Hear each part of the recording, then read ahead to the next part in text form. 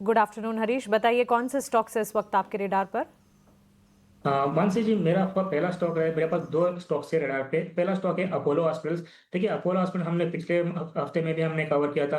मुझे लग रहा है कि आज के सत्र में ऑलमोस्ट 1.5% का गेन दिखा रहा है और एक चैनल का ब्रेकआउट भी दे रहा है स्टॉक प्राइस में। तो मुझे लग रहा है कि अपोलो हॉस्पिटल एक अच्छा करंट लेवल से बाइंग का सिनेरियो दिखा रहा है। और ऊपर की ओर मुझे लग रहा है कि इमीडिएट बेस में टारगेट 7,300 का बनेंगे और उसके ऊपर 7,400 का।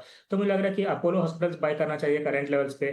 तो स्टॉप लॉस मेंटेन करना चाहिए 6920 का और होल्ड करना चाहिए पोजिशनल के लिए। और दूसरा है मेरा स्टॉक है।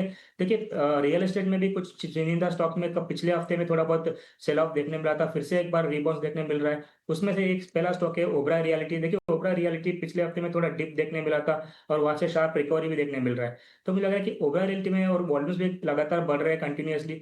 ओबराय रियलिटी बाय करने की राय रहेगी मेरी। और ऊपर मुझे लग रहा है कि शॉर्ट टर्म में टारगेट्स बनेंगे 2050 का और स्टॉप लॉस मेंटेन करना चाहिए 1850 का।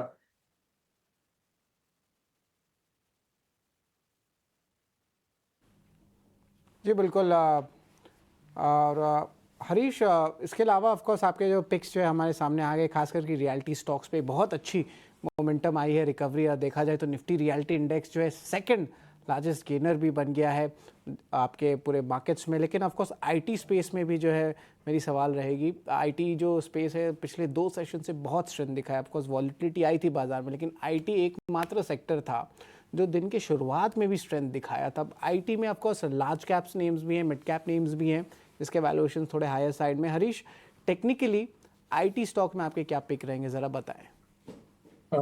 जरा जी, अगर आईटी स्टॉक में देखिए स्ट्रॉन्ग मोमेंटम दिखाई दे रहा है पिछले हफ्ते में और इस हफ्ते में भी।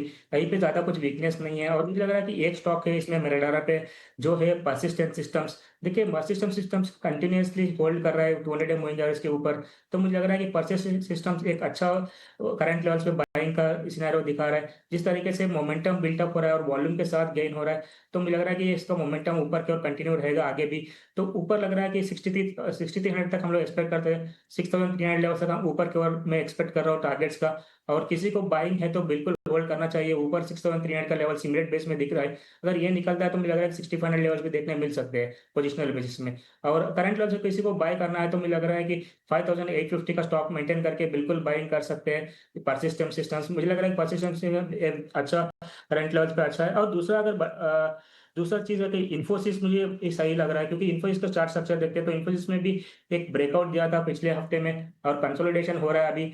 देखा है तो क्लियरली एक रेजिस्टेंस के ब्रेकआउट के आसपास ही है स्टॉक स्टॉक प्राइस इन्फोसिस। तो इन्फोसिस में भी एक इनवर्स एक्सपोनेंशियल का पैटर्न भी फॉर्मेशन बना हुआ है। मुझे लग रहा है कि इन्फोसिस सिस्टम भी एक अच्छा रहेगा लेवल्स पे। मुझे लग रहा है कि 1720 तक ऊपर का रेजिस्टेंस जोन है, वहां तक बिल्कुल बाउंस करते देखने मिल सकता है इन्फोसिस। तो इन्फोसिस में भी मेरा बाइंग का रहेगा। एक परसिस्टेंट सिस्टम्स और एक इन्फोसिस का बाइंग है। और इन्फोसिस में स्टॉप लॉस मेंटेन करना चाहिए 1580 का और होल्ड करना चाहिए और टारगेट्स बनेंगे 1720 का।